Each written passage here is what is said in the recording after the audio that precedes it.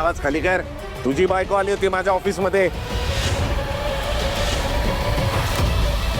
तिने मला सांगितलंय की ही कागाळ्या करते, तिकडचं तिकडे करते.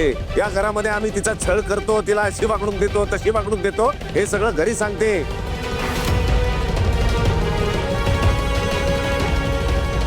हे तुझ्या बायकोनी सांगितलंय मला. आता तू मला सांग ना, जर तुझी बायको तिच्या माहेरी तुझ्याबद्दल असं काही सांगायला लागली तर काय करशील? काय डोक्यावर बसवशील का तिला? नाही ना. आला मोठा अविला जाब विचारणारा. मी बघते ना तू तुझ्या बायकोशी कसा वागतोस तो. चल चालता हो माझ्या घरातून, चालता हो माझ्या घरात. तेच बाब, तुला काय करायचं ना ते घराबाहेर करायचं. तुझ्या घरी जाऊन तुला काय करायचं ते चल.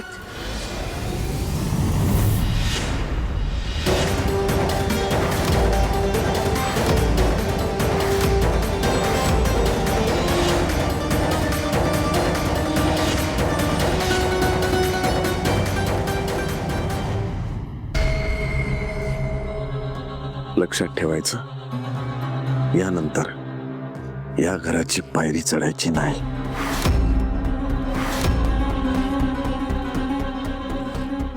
पायरी चढायची जाऊ दे, या रस्त्याने जरी गेलास ना तरी डोळे बंद करून जायचं.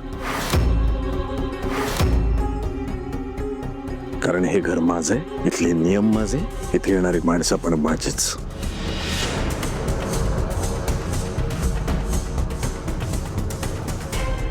येणार रे, एक दिवस येणार बघ. मी असा यशाच्या शिखरावर असेल आणि त्या दिवशी तुम्हाला मी टाचे खाली चिरडेन.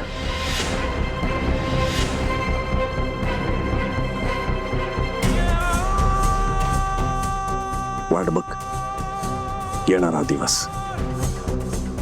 चल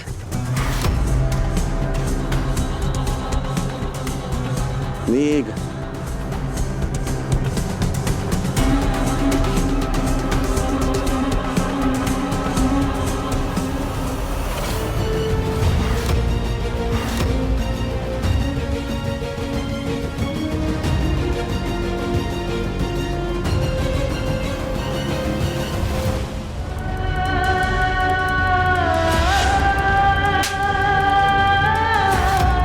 तुझी बायको आली होती माझ्या ऑफिस मध्ये.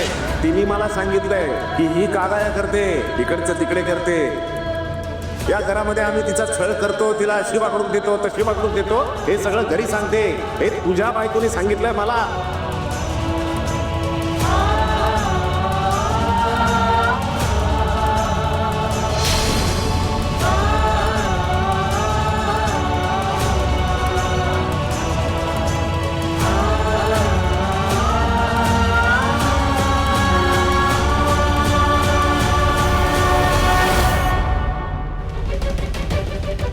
बघतेस काय? बरोबर नाही केलं तुम्ही.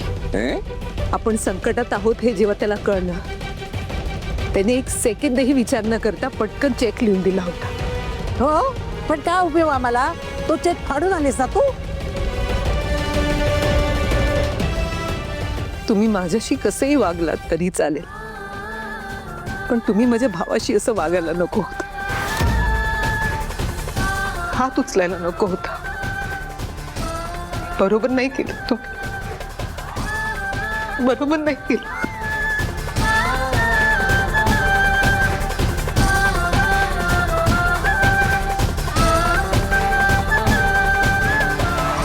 बघितलंस अविनाश, तुला तो नामर्द म्हणाला त्याचं हिला काहीच नाही, पण तू त्याच्या कानफडीत मारलंस तर म्हणते कशी? हे तुम्ही बरोबर नाही केलं. म्हणजे तो बोलला ते सगळं बरोबर आहे. मोठ्या मेवण्याचा मान ठेवायची काय पद्धत असते की नाही?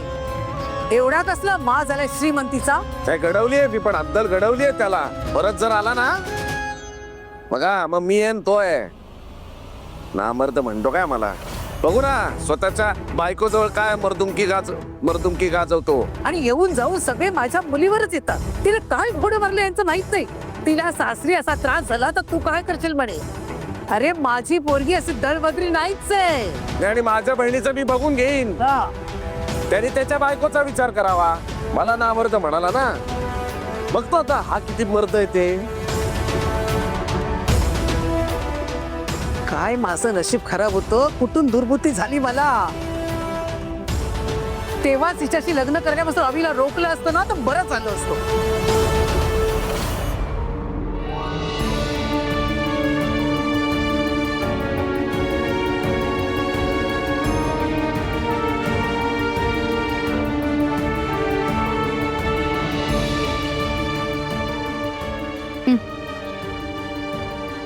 घरात काय चाललंय आपल्या? रोज काहीतरी नवीन ड्रामा असतोच. तू नको या सगळीकडे लक्ष देऊस. तुझी परीक्षा जवळ आली, तू अभ्यासावर कॉन्सन्ट्रेट कर. या अशा वातावरणात मी अभ्यास करू शकतो असं तुला वाटतंय का? माझ्या कुठल्याही फ्रेंडच्या घरात असं वातावरण नसतं. कारण त्यांचे बाबा त्या मुलांच्या आईला चांगलं वागवत असणार, त्यांच्याकडे हस्बंड वाईफचं चांगलं पटत असणार. आता आपल्याच घरी बघ ना, राजन काका कधीतरी सीमा काकूला असं ट्रीट करतो. मला त्यांचं काय करायचंय? मला ना आपल्या घरात राहावंसंच वाटत नाही. त्याचं कारणही आपल्या घरातले लोक आहेत, एस्पेशली आजी आणि बाबा. काही काय बोलतेस? बाबा तर बिचारे किती चिल असतात. ते तुझ्यासाठी, कारण तू मुलगा आहेस. आपल्या घरात ना खूप गोष्टी चुकीच्या पद्धतीने होत आहेत. मुलगा आणि मुलगी यांच्यात भेदभाव, सून आणि मुलगी यांच्यातही भेदभाव, दोन सुनांनी वेगवेगळी ट्रीटमेंट. हे सगळं ना आजीमुळे होतंय आणि काकूमुळे होतंय. त्यांना घरातलं वातावरण हॅपी असलेलं सहन होत नाही बहुतेक. पण मुख्य म्हणजे बाबांना समजायला हवं, बायकोचा रिस्पेक्ट करायला हवा. तिलाही फिलिंग्स आहेत. बाबांना काय बाहेर कमी टेन्शन नाही येत. मला मान्य आहे, त्यांना घर चालवायचंय, त्यांना पैशांचं टेन्शन आहे. पण अशा वेळी घरातल्या सगळ्यांनी एकमेकांना समजून घ्यायला नको. पण नाही, ह्या घरात ना सगळे फक्त स्वतःचाच विचार करतात. असं काही नाहीये. तू किती असतोस घरात? बाबांचं सोड, तू आईचा किती रिस्पेक्ट करतोस? आता माझं काय मध्येच? विषय निघालाय म्हणून विचारते. मला ऑनेस्टली सांग, तू आईला किती समजून घ्यायचा प्रयत्न करतोस? बाबा आणि आजी तुला पैसे देतात, तुझे लाड करतात म्हणून नेहमी त्यांची बाजू घेतोस. पण ज्या आईने आपल्याला जन्म दिलाय, आपल्याला मोठं केलं, आपली सगळी आजारपणं काढली, तुला तिची किती काळजी वाटते? सांग ना, त्या दिवशी आईला बरं नव्हतं, तिला ताप आला होता, तेव्हा एकदा तरी तिला विचारलंस, आई तुला बरं वाटतंय का? तुझा ताप उतरला का? आपण आजारी असतो ना तेव्हा आई दिवस रात्र आपल्या बाजूला असते. ए भास्कर ग, आईसारखं लेक्चर देत बसू नकोस.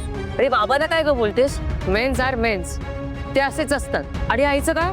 ती एक तर मला टोचन देते, नाही तर ती रडत बसते, म्हणून मला ती आवडत नाही. तोच तर प्रॉब्लेम आहे. प्रथम, पोटचा मुलगा असून तो आईला समजू शकत नाहीस, मी बाकीच्यांकडून काय अपेक्षा करणार? पण एक दिवस तुला आईची किंमत नक्की कळेल, तुलाही आणि बाबांनाही.